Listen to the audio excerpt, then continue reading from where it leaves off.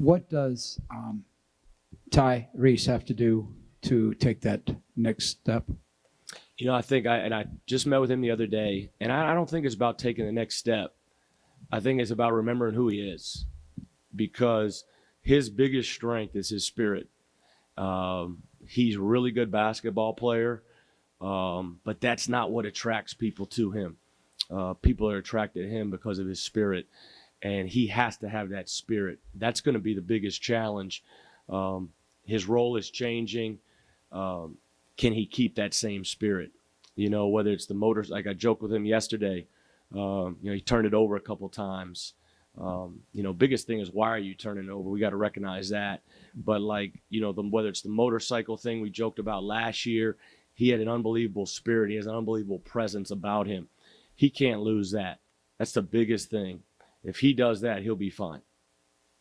Seems like the name we keep hearing a little bit more from you every time we talk to you is Zion. What do you expect his role to be, and what do you need him to do when you do have those discussions? Well, it's, our makeup's a little bit different from a standpoint of, if you look at our team last year, obviously we love to play small. You look at 4 guards, and we've done that a lot. He's more of your, I don't want to say traditional 4, but he could be a small ball 4 if you want to call it that. But I think he's put a lot of time in. His body looks great. He's got to where he can really make shots. He's making threes. But the biggest thing is, our team this year has to find different ways to score. Okay? Can we score on the offensive glass? Can we score by turning people over? Can we score in side or underneath out of bounds at times? Okay? And he is sold out to go into the glass, of being the best offensive rebounder on the team, and he's making shots. And he's flipped back and forth. I've had him on, Gray a lot. Red is kind of your, you want to say first 5 or 6. I've had him on Gray a lot, moving back and forth, but he's really responded. And on both ends, he's rebounded, he's made shots, and that's what he's got to do for us. You got to be able to space the floor and make shots and then rebound. Also, with Zion, how much do you think last year's difficulties having to battle the injuries, A, how tough were they on him at the time, but B, how much did it maybe mold him into the type of guy that can fill the role that you're describing? Yeah, I think the biggest thing, if you go back and look at those, I told the guys, I told them this the other day when I met with them, is probably the best time, and I've been here going to my 5th year. It's crazy. It's already 5 years, but the best time I probably ever had coaching was in Maui. We had 4 freshmen. We had 8 guys. That's all we had, 8 guys, 4 freshmen, and they didn't know anything, but like I said, their spirit, their purpose, they were unbelievable to coach, and they played the right way. But when you threw Zion in a game last year, I'd never, when I graded tape or I watched tape or we brought him off, he may have made mistakes, could have missed shots, didn't shoot a grade from 3, whatever it may be. But his energy was always really good. His purpose was always really good. Same thing with George Condit. He probably should have played a little bit more last year in the front court. But every game, like Kansas championship game in the tournament, he responded. We gave, Cameron, we had Cameron was out there. Man, we took Cameron out. George responded for those 10, 12 minutes. There was only one game I can remember, Oklahoma State here, where George didn't respond. And so, I've been proud of Zion from that standpoint. So you knew you're going to get that from him. Now the maturity's got to come into where, all right, you need to get in and watch tape. So he's texting about watching tape several times. He's getting in to shoot after practice. He's getting in before practice. And that just comes from maturity. How did you see Mike grow into a leadership role last year, especially maybe last month of the season? Yeah, I mean, Mike he's an everyday guy, and he's been terrific. And that's the thing is, I think coming here was great for him from a standpoint. He got to sit out. He got to increase his skill, really worked at his craft. But you know what you're going to get from him every day. He may, miss shots, make shots, whatever it may be, but his effort's going to be really good. His toughness is going to be really good. And so I know as a coach, I respect that. Hopefully the players respect that because he's an everyday guy, and that's what wins. That's what breeds consistency if you're an everyday guy. The biggest thing for Mike this year is now you played 99% of the time last year, maybe 99.9% at the 5. And one of my assistants told me, I think he was maybe at one point one of the top 5 most efficient players in the country at that spot. Now with personnel, may play a lot at the 4.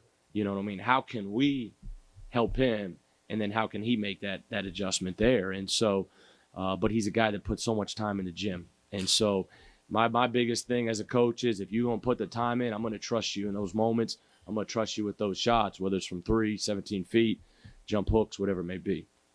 We know that Tyrese is obviously capable of creating shots for other people, but one of the big things that you lost from last year is those guys who could really create shots for themselves.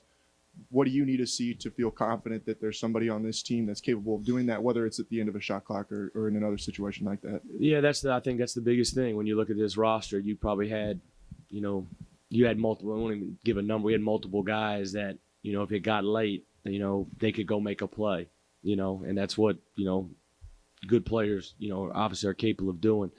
I don't like everybody say, well, what do you want to run at the end of the shot clock? What do you want to run at the end of the shot clock? I don't like to get to where, hey, it's at 12. Now we're going to back it out and we're going to just go 1-4 flat. You may do it at times and do some actions. I think what we've done this year because of that, knowing that, I think Bolton's a guy who can go get one. Prentice can get a shot off. Tyrese, obviously, his game is there's just so much craftiness to it, But so I think we've got some triggers that we go to, when things break down, not to die. I think that's been our biggest thing, to where we're going to hopefully be able to attack people late shot clock by ball movement, cutting, pace, purpose, rather than actually just one guy trying to signal it out. And so hopefully we can do it by our cutting, by our movement, by some of the things we're trying to do when our initial action breaks down. But as games start going and guys are in that situation, you'll see who can do that. But I think we've got a couple guys, like I said, Bolton, Nixon, Tyrese, hopefully that can do that. And I think we can go inside as well too. I think Solomon, Mike, George have shown some strides to score around the basket. Where have you seen George make strides, and just how much could his role change this season? Well, he's an X factor, and I've told him that all the time, is he's got to make a big step this year. He's got to make a step defensively, because I think at this level in this league, you need protection around the basket. And when he's protecting the rim and blocking shots and changing shots, and he's really putting pressure on the rim and running to the rim and getting the defense to really sink and get into the paint, then he's a problem. And so we got to really challenge him to be great with his motor every single day, defensively around the rim, offensively putting pressure on the basket. He's got a good basketball IQ, instincts with the way we play offensively, knowing how to flip screens, playing pick and roll. I think he can pass out of the high post. He can do some of those things. We need him to be a dominating defensive presence for this team, and he knows that. Now he's got to go out there and do it. How do you get Tyrese to shoot more, assuming you want him to take more shots? How do you do that without, messing him up mentally or? I won't beat it over his head about trying to shoot more. I think he understands that. I think the one thing I just want to keep him focused on, they say the slogan, be where your feet are. Just focus on being who he is. And hopefully that'll, we'll be able to create, manufacture him some more shots. He may have to force one or two at times, but I don't want him thinking that way. He just needs to make the best decisions for our team. And if it's, if we can win and he scores 6 points, if we're capable of winning that way, he'll be ecstatic. He'll be ecstatic. If he's a 9 assists, 1 turnover game, that's a heck of a game for him. But he's going to have the ball in his hands a lot. The great thing about Bolton is we can play Tyrese really 1, 2, 3. If you went really small, you could play him at the 4. You can put him anywhere. And so, because I think the best way, Tyrese really can make great plays is really off second side, third side ball reversal when you really get the defense moving. But Bolton is really a good contrast for him, to where if people want to try to be physical, take Tyrese away, you can put Bolton at the 1 and put Tyrese off the ball. But I'm not going to overthink and make him think about shots to where we're getting bad shots. One more thing, Coach. Is his body to the point where he won't wear down towards the end, or does he still need to get stronger, do you think? mean, I think he's always going to have to get stronger, going forward for college, and then on in the future one day. But, people used to joke about Monta, and Eric's back there. And he said this one time, it was the funniest thing I heard. And someone's like, hey, how many minutes you going to play Monta? And he was like, 38 minutes a game with gusts up to 40, And so I think that was I don't know if I said that exactly right. But, this is college basketball. And obviously we got to be smart if we got to get him breaks here and there. But he's going to be on the floor a lot. But you play, 35, 38 games, 32 to 38 games. He's fine physically. We got to be smart in practice at times when you get into the conference, timeout wise, things like that. But he'll be fine. You've mentioned this offseason that you guys are smaller. What do you think small ball for this team looks like? And conversely, how much different are you stylistically when you do play two bigs? Yeah, I don't know if small ball is the right term for our team from a standpoint of because what you're saying big and my saying big, like if you're saying Mike and Zion are bigs, then then we're playing two bigs pretty much all the time right now. Whether it's Mike solo, Mike George, Zion, Mike, Zion, George, Zion solo, then we probably are playing big 99% of the time right now. But are we playing with small, with 4 out and 5 out concepts? Yeah, we're doing that a lot, to try to continue to keep our spacing and keep our ball movement away because it's been really good for us. The thing about it is, Mike, Zion, they've got to continue to get a good feel to understand, hey, you can play out there, but if the action brings you inside, then we've got to play our post rules too, and they've got to do a good job of understanding playing inside out and playing both. The difference is if we went traditionally small this year, like if you just said Haliburton, Nixon, Jackson, and who am I missing, Bolton, you're a lot smaller than you were last year. So where last year you're 6'5", 1 through 4. This year you're more, 6'2", 6 foot, 6'2", 6 foot, And so how much you do that depends on how you can rebound, and who you're playing and a lot of matches. We haven't spent a lot of time with that. We spent more with Mike, Zion, a little bit with Tyrese at the 4.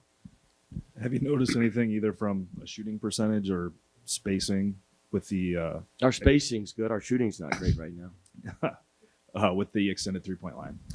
I don't think it's the 3-point line. When we talk to our guys right now about shot selection, I think about shooting percentage right now. From our scrimmage Saturday, you're 12 for 23 when we took good threes.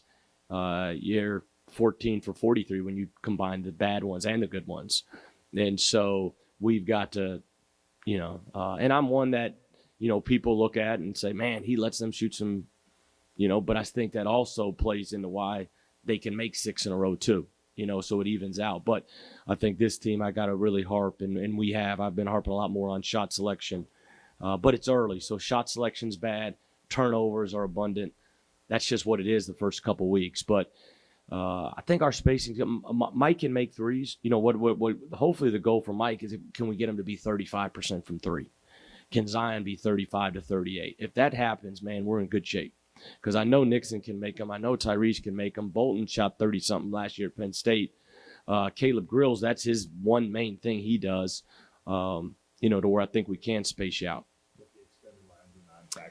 The extended line, the biggest thing is stepping out of bounds in the corner. That's the main number one thing. If you look at a lot of our threes last year, they're usually about a foot behind the line anyway. Everybody, is talking about that. Like Taylor, he'd shoot them, 2-3 feet behind.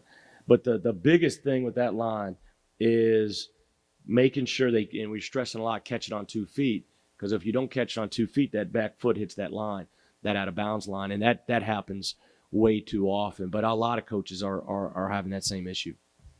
When it comes to playing big, especially if you're in a situation where you have Mike and Solomon or Mike and George, even Solomon and George on the floor at the same time, is there any concern in your mind that teams will start to attack you in the same way that you guys have been able to attack teams in mismatches with those guys defending on the perimeter?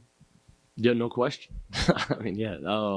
But that's why we've got to be better defensively with how we're guarding, whether it's 3/4 court pressure, whether it's some zone, whether it's how we guard ball screens. we've got to be good. And then at the end of the day, those 4 men got to step up and be able to guard the ball on the perimeter.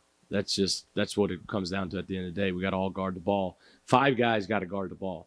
And that's our biggest thing. If the ball's on that side of the floor, we need 5 guys from this blue line over.